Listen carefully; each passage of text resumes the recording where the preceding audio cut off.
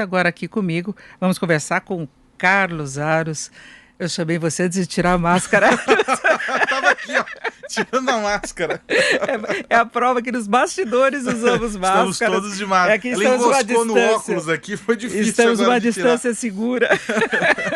Pode falar. Boa tarde, Denise. Boa tarde. Bom, o anúncio ontem de que o Facebook removeu páginas em alguns países, o Brasil entre eles, foram páginas, grupos e perfis que tiveram a identificação de um comportamento inadequado pela plataforma. E aí é importante a gente deixar isso claro. O que o Facebook mostrou ontem na apresentação que foi feita, no relatório que está disponível no site da empresa, é que o que se mirou ali não foi necessariamente o conteúdo publicado, mas sim o comportamento dessas páginas que estavam utilizando de recursos não regulares, não autorizados pela empresa, para promover impulsionamentos, para poder fazer direcionamentos dessas publicações, alcançar um volume de movimentações para, enfim, alcançar a massa de audiência que se esperava. Parte dessas páginas removidas aqui estavam ligadas a figuras próximas à família Bolsonaro e ao partido PSL, que foi o partido pelo qual o presidente se elegeu. O Facebook, quando faz uma movimentação como essa, como faz um anúncio como esse, tendo também em escala global feito isso, ou seja, Brasil, Estados Unidos, Canadá, enfim, alguns países com essas páginas derrubadas, está, Denise, promovendo de uma maneira pouco sutil, porque nada que o Facebook faz é sutil, uma vez que a companhia tem um alcance muito grande, muito profundo na vida das pessoas, de mostrar para aquele movimento que Stop Hate, né, que pedia cobrança, pedia ações efetivas contra o discurso de ódio, ações contra essas páginas. Inclusive de anunciantes, que continuam, de anunciantes. Né? O Facebook faz um movimento e diz assim: vejam, estou atuando de forma a coibir práticas que não são legais dentro da plataforma. Então, assim como já houve episódios de grupos ligados à esquerda terem sido derrubados, a deputada Gleisi Hoffmann teve páginas há um tempo atrás também vinculadas a ela, derrubadas, agora aos Bolsonaro, enfim.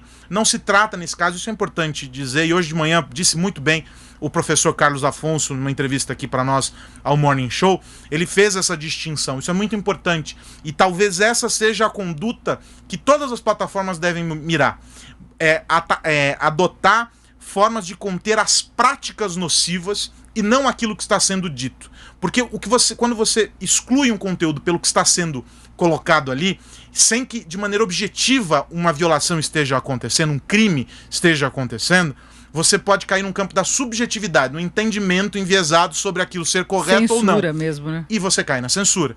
Quando você diz, olha só, esse grupo de páginas aqui utiliza recursos que não são autorizados pela rede para fazer manipulação das informações que são publicadas, você está atacando o modelo de operação e não aquilo que essas páginas pregam.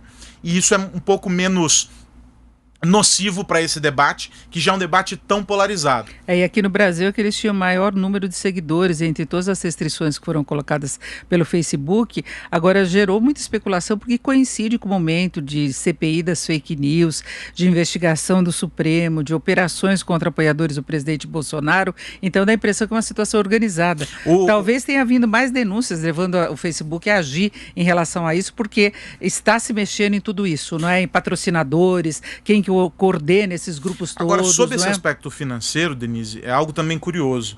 A maior receita do Facebook não vem dessas 400 empresas. Isso é importante ficar claro. Não, o dinheiro para essas empresas trabalharem sim, assim. para essas empresas trabalharem. Mas no caso do boicote, podia-se dizer, não, estão tentando sufocar financeiramente o Facebook. Não, porque a receita não vem majoritariamente desses anúncios. É uma parcela...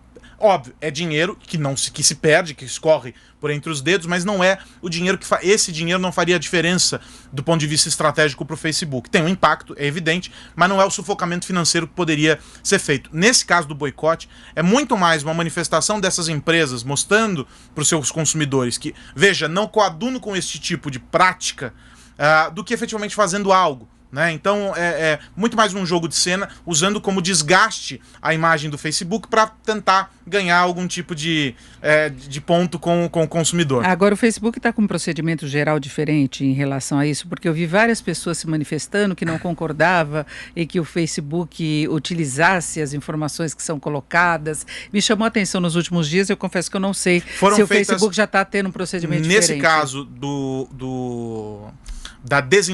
eles usam uma expressão, eu não vou ter de cabeça aqui como que é o texto, mas é mais ou menos como se um conteúdo publicado lá, ele oferece um efeito nocivo sobre as ações no mundo físico, esse conteúdo merece ser visto e revisto e talvez bloqueado. Em que sentido? Pessoas que estão desinformando sobre saúde pública, no caso do coronavírus, ou vendendo promessas milagrosas de remédios que não existem, ou fazendo defesas incansáveis da não vacinação. Esse tipo de conteúdo passa a ter um outro tratamento pela plataforma, porque ele oferece um risco para o plano físico, não só no mundo digital.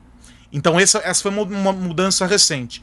E o fato de que agora essas práticas sistemáticas de ações coordenadas por meio de redes e de uso de impulsionamentos e de outros recursos com o mesmo impulsionamento, tudo isso também está sendo observado pelo Facebook de uma maneira diferente. Tudo isso porque, Denise, o tempo todo as plataformas mudam a maneira como elas monitoram o que acontece lá dentro. O Facebook tem um volume de publicações, imagine uma rede social que tem bilhões de usuários. A gente controlar isso no mundo todo. Você tem que usar a tecnologia, e a tecnologia muitas vezes ela é programada para observar um determinado padrão. Quando você foge desse padrão, você precisa rever a programação e aplicar novamente aquele filtro. E você faz isso diariamente, porque as pessoas mudam a maneira de agir, as estratégias, os comportamentos o tempo todo. Então, a atuação das plataformas para coibir, por exemplo, o discurso de ódio, para usar essa expressão que ela abraça uma série de outros temas, elas precisam se atualizar diariamente. Então essas políticas elas vêm sendo revistas desde o dia zero das plataformas.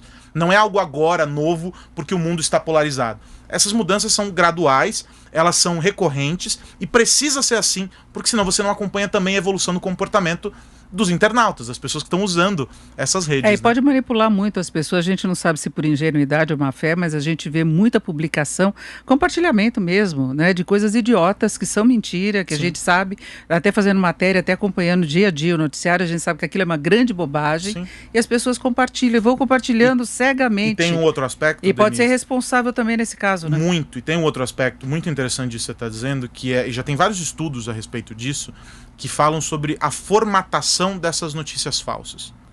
Elas são construídas para terem um efeito psicológico e de um estímulo a esse compartilhamento. E isso está acompanhado de um outro fator, que é o tempo que as pessoas investem na leitura daquilo que foi compartilhado, daquilo que foi publicado. 80% das pessoas sequer passam do título. E se o título for bem feito, não importa se aquela matéria ela é de 10 anos atrás, mas você pode recompartilhá-la num outro contexto porque você acha que aquilo ali ainda está valendo.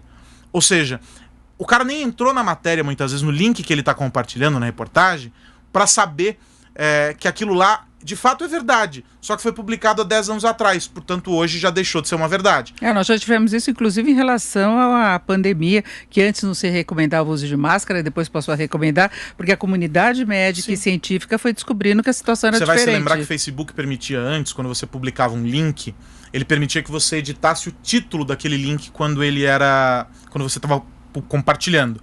Isso há algum tempo atrás deixou de ser permitido, porque as pessoas pegavam uma notícia antiga, compartilhavam, trocavam o título, a data, como se fosse um conteúdo novo e replicavam aquilo. Então, o combate à desinformação ele é bem anterior aos episódios das eleições de 2018, que são aqueles que se consideram marcos para essa virada de comportamento que a gente tem hoje dentro das redes. E é uma onda que veio mundialmente, né? Nós tivemos isso nas eleições de Trump nos Estados Unidos. Na Índia foi um processo muito grave. Na Índia também, grave. Em vários países, manifestações que nós tivemos da Europa, como dos coletes amarelos na França, foi mais ou menos a mesma onda que seguindo o modelo, né? O modelo de publicação, o padrão de comunicação. Tomara que haja restrição, pelo menos para que venha a verdade, né? Exato. Liberdade de expressão, Exato. Com certeza. E aí a torcida para que alguns aspectos do projeto de lei que são inexequíveis, porque Tem coisas que são impossíveis de serem feitas ali sob um determinado aspecto técnico, porque elas acabam incorrendo em outras questões, mas que se busque, com as intenções que inicialmente eram positivas dentro do projeto,